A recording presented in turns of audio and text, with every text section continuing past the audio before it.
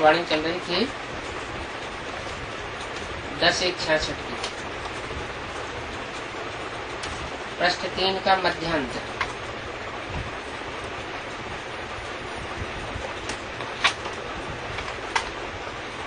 बात चल रही थी सभी आत्माएं प्रवेश करती है, तो शरीर में प्रवेश करती है। परमधाम में आत्मा निराधार रहती है। परमधाम में आत्मा जो निराधार रहती है, इस सृष्टि पे आकर के शरीर में प्रवेश करती है। तो ऐसे ही ब्राह्मणों की आत्माएं जिनमें पितर प्रवेश करते हैं, वो पितर जरूर जिस शरीर में प्रवेश करते हैं,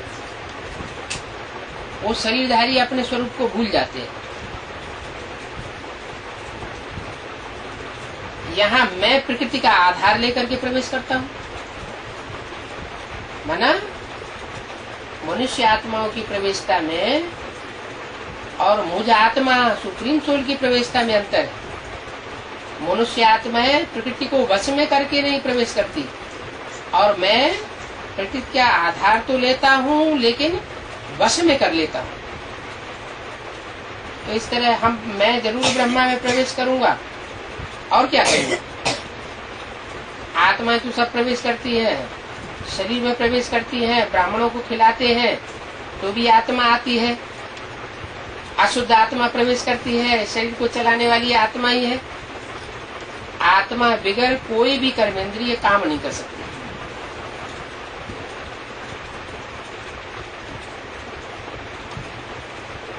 बाप बैठ समझाते हैं, ऐसे ऐसे समझाना चाहिए।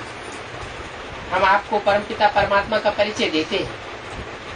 परमपिता परमात्मा भी शरीर में प्रवेश किए बगैर कोई काम नहीं कर सकता। सृष्टि के आदि मध्य अंत का राज हम तुमको सुनाते हैं। इस चक्कर को जानने से तुम चक्रवर्ती विश्व के मालिक बन सकते हो, और पवित्र बनना पड़े। ये पवित्र बनाना बाप का ही काम है। कोई दूसरी मनुष्य आत्मा पवित्र नहीं बना सकती। मन मना भव मध्याजी भव का अर्थ भी यही है। मन मना भव, मन मेरे में रमा दे, मेरे में मन तिरोहित कर दे, अपने संकल्पों को मेरे संकल्पों में मर्ज कर दे। और जब इतना कर देगा तो जो भी कर्म होंगे वो सब भगवान के लिए होंगे। तो यही पवित्र बनने की बात है। जो पवित्र बनेगा उसका मन भी परमात्मा में ही लगेगा, उसके कार्य भी परमात्मा में लगेगा। ये है नटसेल में बात। देह के सब धर्म छोड़ अपन को आत्मा निश्चय करो। हिंदू, मुसलमान, सिख, ईसाई, ये अलग अलग धर्म है ना, ये सब मनुष्य के धर्म है, मानवीय धर्म है, दैहिक धर्म है। इन धर्मों को छोड़ दो। हिंदू धर्म वो भी दैहिक हो गया है। देहभान में रहते हैं तो कहते हैं मैं हिंदू हूँ। अब बाप कहते हैं सब धर्मों को छोड़ दो, अपने को आत्मा निश्चय करो। मैं आत्मा हूँ, सुप्रीम सोल बाप की संतान हूँ, तो सब धर्म खलास हो जाते। आत्मिक स्टेज बनने से दूसरे कोई भी धर्मों की धारणाएं टिक नहीं सकती, देहभान की धारणाएं नहीं आ सकती। मामे कब याद करो, मुझे एक को याद करो का मतलब क्या हुआ? एक बिंदी को याद करने की बात नहीं है।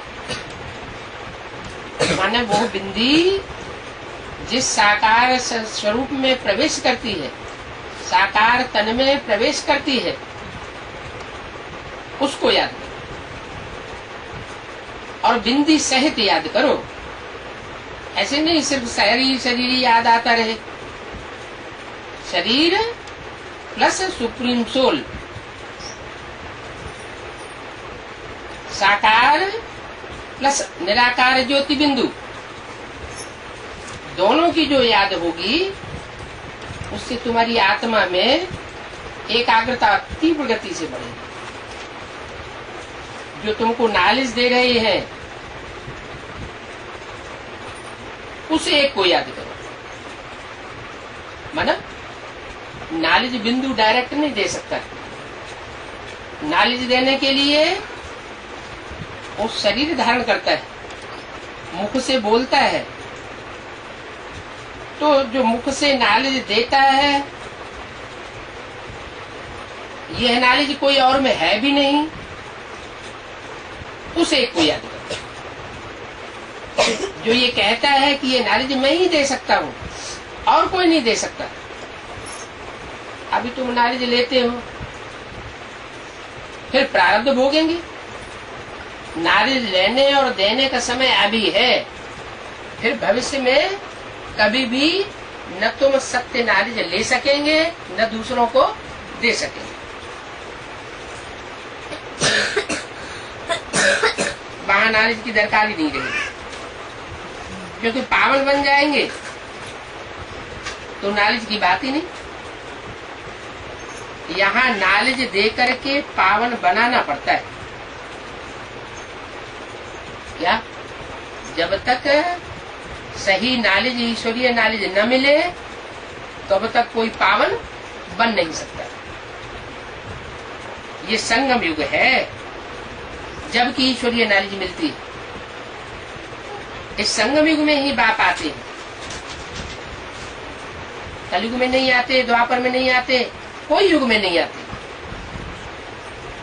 इस संगम पर ही पति से पावन वन पुरुषार्थ अनुसार पद पाते हैं। जैसा पढ़ेंगे वैसा पद पाएंगे। मनुष्यों की बुद्धि में बाप का परिचय देना है और सृष्टि चक्र का राज भी समझाना है। इसमें मेहनत लगती है। कितने माया के तूफान आते हैं, उन तूफानों को कोई तो बतलाते हैं, कोई तो बतलाते भी नहीं कि बाबा हमको ये है तूफान माया का इस तरीके से आया। लज्जा आती रहती है।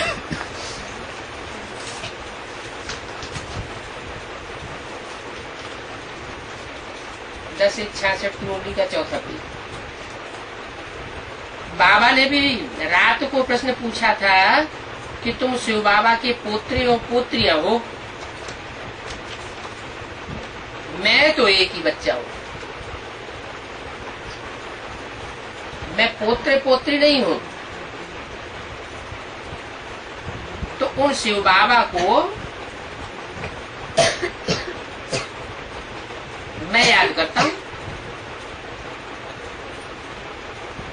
तुमको सहज है, बाबा को सहज है याद करना। बाबा को सहज है, क्यों? उनको क्यों सहज है? तुम्हें तो साकार शरीर में याद आता है और सहज याद आ जाता है, क्योंकि प्रैक्टिकल है, तुम अनुभव करते हो। और उनको है, उनको तो एक ही बिंदी, उनके लिए तो कोई साकार और है नहीं। इनको साकार है, इनको ब्रह्मा बाबा को फिर भी साकार था, यज्ञ के आदि में भी था, तो इनको फिर भी सहज हो सकता है।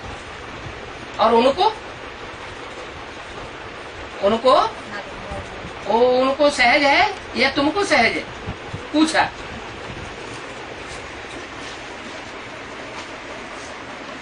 उनकी बुद्धि में बाबा कहने से बिंदी ही याद आ गई। क्या कहा? जिस मुकर्रर रथ में प्रवेश करते हैं उनकी बुद्धि में क्या याद आवेगा? बाबा कहने से बिंदी ही याद आवी। और तुम्हारी बुद्धि में बिंदी के साथ साथ साकार शरीरधारी भी याद आएगा। वो साकार शरीरधारी को याद करने के तुम प्रैक्टिस्ड अभ्यासी रहे हो 63 जन्म। तो तुम्हें सहज हो जाता है, क्योंकि तुम्हारी तो प्रैक्टिस पड़ी हुई है साकार को याद करने की। और इनकी तो प्रैक्टिस नहीं है। क्यों? इन्होंने प्रैक्टिस नहीं की होगी 63 जन्म। जिस प्रजापिता में मुकर्रर रूप से प्रवेश करते हैं उसने 63 जन्म याद करने की, देहधारियों को याद करने की प्रैक्टिस नहीं की होगी है? माने कोई एक आत्मा ऐसी है जो संगम युग में जब बाप प्रवेश करते हैं तो शांति धाम का पाठ बजाती है। मूर्ति में एक है शांति धाम, एक है सुख धाम। कौन? विष्णु। और एक है दुख धाम। कौन? ब्रह्मा।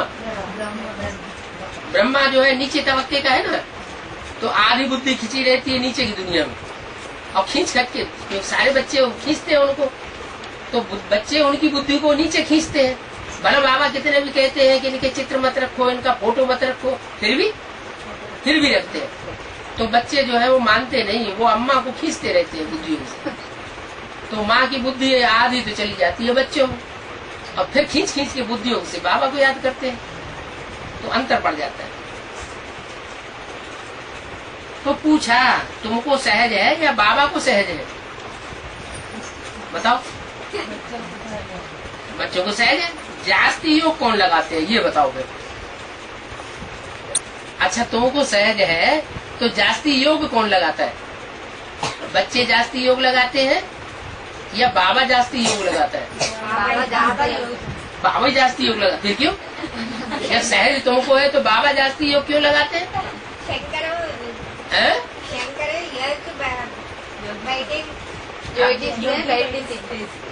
शंकर योग में बैठता है, तुम भी बैठ जाओ।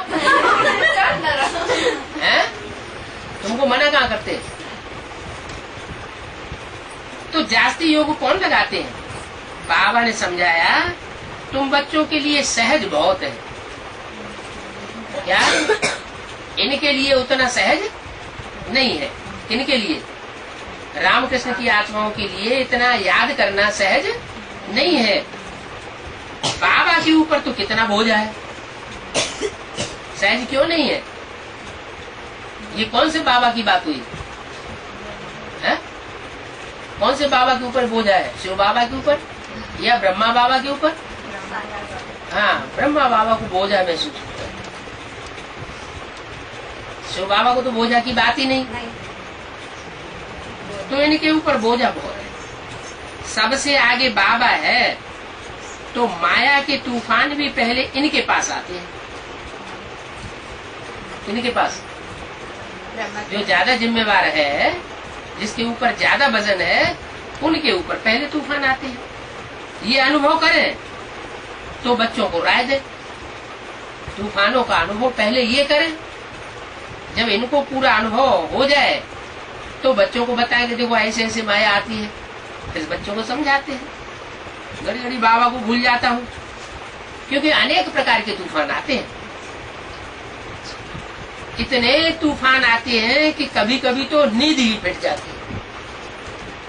सारी रात ब्रह्मा बाबा को नींद भी नहीं आती थी। अनेक प्रकार के स्वप्न भी आते रहते। अरे क्या स्वप्न और संकल्पों का संबंध है ना? सारा दिन जैसे जैसे संकल्प चलते हैं वैसे वैसे रात में स्वप्न भी आ जाते हैं। फिर कह देता हूँ अच्छा माया तुमको जितना खेलना हो सो खेल लो। क्या? माना बाबा हेल्पलेस हो जाती है। गायब हुआ है जिनके मत्थे मामला,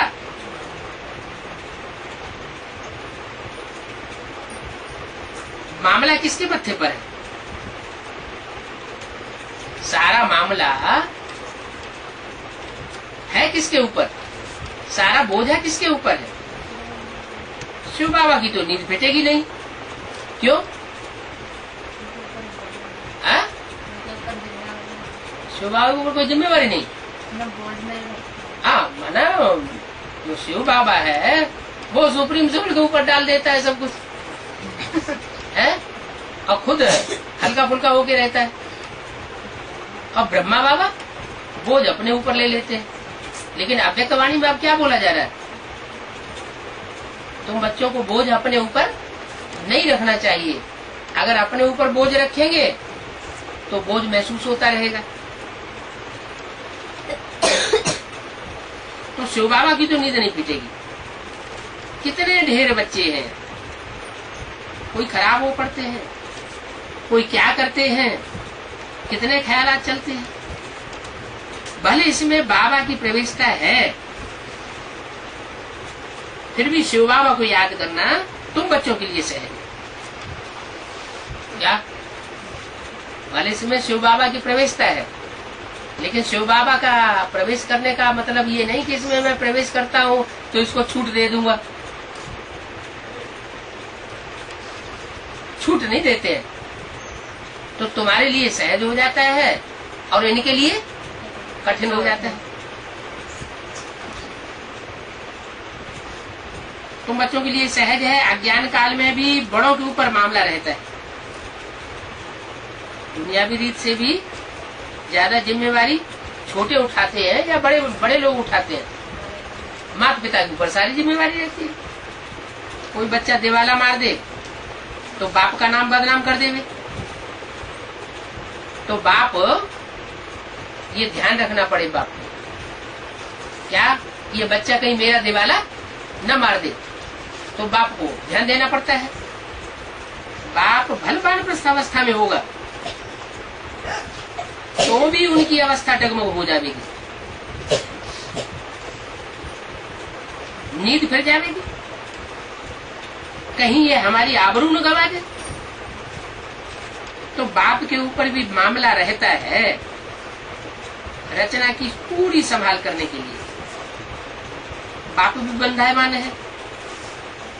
सतयुग में तो तुम यहाँ का वर्षा पाते हो, वहां कोई तकलीफ की बात होती नहीं है, वहां नींद फिटने की बात नहीं है।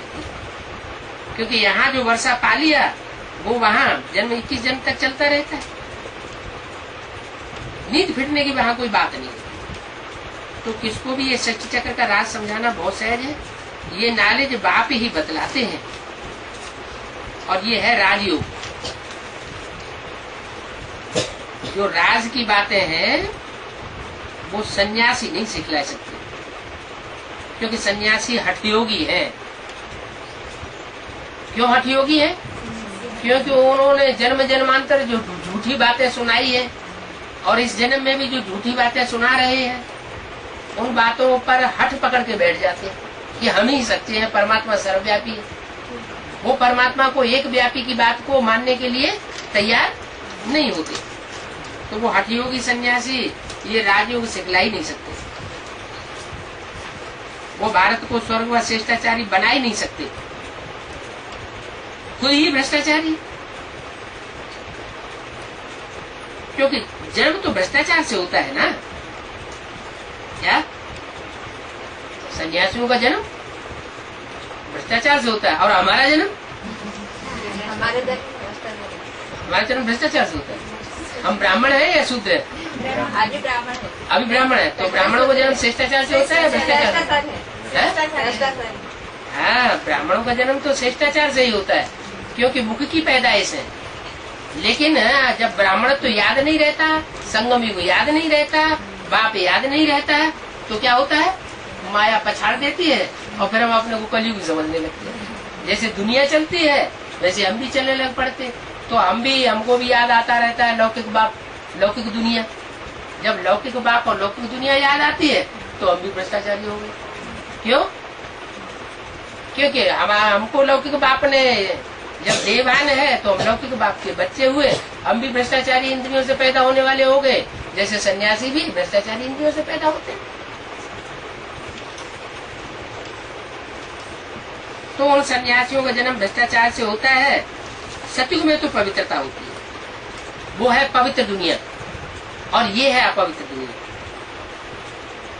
वृक्ष से पैदा होने वाले को ही भ्रष्टाचारी कहा जाता है। क्या कहा है? विष से पैदा हो, विष किसे कहा जाता है? विषय विकार।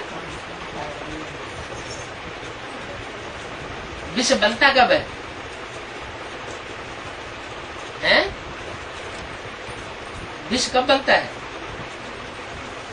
जब दुनिया में व्यभिचार होता है तो विषयी बन जाता है। जितना जितना व्यभिचार बढ़ता जाता है उतना आदमी विषयी विकारी बनता जाता है। सत्य को त्रेता में व्यभिचार नहीं होता, इसलिए वहाँ श्रेष्ठाचारी देवताएं होते हैं और श्रेष्ठाचारी होने के कारण वो जन्म जन्मांतर का सुख भोगने के आदि बन जाते हैं। शरीर ही भ्रष्टाचारी है, तब तो स्नान करने जाते हैं। भ्रष्ट इंद्रियों से जो पैदाइश होती है वो गोमूत्र की तो पैदाइश कही जाएगी। तो जो मूत्र पलीती पैदाइश है उनको अपने शरीर को स्नान कराने की दरकार पड़ती है। इस पर भी अखबार में बहुत पड़ा हुआ है। वास्तव में है सब गपोड़े। यहाँ तो नई दुनिया के लिए बाप नई बातें बतलाते हैं। क्या नई नॉलेज है? किस लिए? नई दुनिया स्थापन करने। जो पुरानी पुरानी बातें हैं शास्त्रों की वो देहधारी धर्मगुरु समझाते रहते हैं, तो दुनिया पुरानी ही बनी रहती है। जब मैं आकर के नई नॉलेज सुनाता हूँ तब नई दुनिया की स्थापना होती है। तो नॉलेज सुनाने वाला बाप है। मनुष्य बेचारे बहुत मुझते हैं, कहते हैं शास्त्रों में तो यही लिखा हुआ है। अरे बाप ने बताया है शास्त्र सब भक्ति मार्ग के। ये शास्त्र कोई मैंने बैठ करके नहीं लिखे, जैसे और धर्म पिताओं ने शास्त्र लिखे नहीं है। क्राइस्ट ने कोई बाइबल नहीं लिखी, मोहम्मद ने कोई कुरान नहीं लिखी, गुरु नानक ने कोई क्या नाम जो गुरु ग्रंथ साहब है वो नहीं लिखा। वो तो धर्म पिताएं जो अपनी बात कहे जाते हैं धर्म से स्थापना संबंधी, उन बातों को कई सालों के बाद फिर लिखना शुरू किया जाता है। वो लिखते हैं फिर वो ग्रंथ बन जाते हैं। तो यहाँ भी बाप ने बैठ करके कुछ लिखा भी नहीं है, जैसे और धर्म पिताएं नहीं लिखते हैं, सिर्फ वो बोलते हैं। मैं भी तुम बच्चों को डायरेक्ट बैठ करके सुनाता हूँ, मैं लिख करके नहीं बताता हूँ। तो ये सब ड्रामा में नूद है। कितनी कहानियां शास्त्रों में बैठ बनाई, फिर भी ये सब बनेंगे। तो बताना चाहिए ये सब वेद शास्त्र आदि पढ़ते पढ़ते दुर्गति को पाया। दुर्गति को क्यों पाया? क्योंकि जो सुनाने वाले हैं वो श्रेष्ठाचारी नहीं है, और तुमको सुनाने वाला है श्रेष्ठाचारी। तो क्या एवर प्योर, क्या एवर प्योर सुप्रीम सोल तुमको सुनाता है, तो तुम्हारी दुर्गति होने की बात ही नहीं। तुम्हारी तो सदगति होनी है। और उनकी जो अनेक मुख से सुनाए हुए शास्त्र हैं उनको सुनने से, सुनाने से, पढ़ने से दुर्गति होगी। ब्रह्म आदि में लीन होने की भी कोई बात नहीं है। वो जो कहते हैं कि ब्रह्म में आत्मा लीन हो गई, ऐसे कोई आत्मा ब्रह्म में लीन तो होती नहीं है। लीन होना माने खलास हो जाना। आत्मा अजर अमर अविनाशी है। कोई भी आत्मा का अस्तित्व हमेशा के लिए खत्म नहीं होता। तो आत्मा जब अविनाशी है, अजर अमर है, तो वो तो बार बार पाठ बजाती है। जैसे शास्त्रों में लिख भी दिया है, कल्प कल्प लगे प्रभु अवतारा, माना हर त्रेता युग में राम का जन्म होता है। तो जब हर त्रेता में राम वाली आत्मा जन्म लेती है तो अजर अमर अविनाशी हो गई ना। लीन होने की बात कहाँ से आ गई? तो ब्रह्म आदि में लीन कोई नहीं होता। ये लीन होने की भी बात कहाँ से शुरू हुई है? संगम युग में जो ब्राह्मणों की दुनिया में जो देहधारी गुरु लोग ब्राह्मण हैं, वो भी ये समझते हैं कि हम ब्रह्मा बाबा को याद करते करते ब्रह्मा में लीन हो जाएंगे। अब ब्रह्मा में कोई लीन तो हो नहीं सकता। ब्रह्मा का पार्ट ब्रह्मा का ही रहेगा और तुम्हारा पार्ट तुम्हारा ही रहेगा। ब्रह्मा तो 16 कला संपूर्ण फर्स्ट प्रिंस दुनिया का बनता रहेगा। तुम कहोगे हम भी ब्रह्मा जैसा पुरुषार्थ करके ब्रह्मा में लीन हो जाए, ब्रह्मा बन जाए, हम भी कृष्ण के रूप में जन्म लें, सो तो हो नहीं सकता। हाँ, ये हो सकता है कि वो फर्स्ट प्रिंस बनता है, तुम सतयुग के सेकंड प्रिंस बन जाओ, थर्ड बन जाओ, फोर्थ बन जाओ, इतना तक हो सकता है। तो ब्रह्म में कोई लीन नहीं हो सकता। ये सब गपोड़े हैं। तो ऐसे ऐसे तुम बच्चों को मुरली चलानी चाहिए। मुख्य बात है बाप नॉलेजफुल है और पतित पावन है। क्या बाप ज्ञान से भरा पूरा है, वो है ही ज्ञान का सागर। तो जो ज्ञान का सागर है वो ही पतितों को पावन बनाने वाला है। जो ज्ञान के टुबके हैं, माना छोटे छोटे गड्ढे गड़ीचियां हैं, छोटे छोटे तालाब हैं, छोटे छोटे सागर हैं, वो पतितों को पावन नहीं बनाए। या नदियां हैं, वो नदियां पतितों को पावन नहीं बना सकती, क्योंकि उनमें अपना जल नहीं है। ज्ञान सागर बाप में तो सदैव जल ही जल है।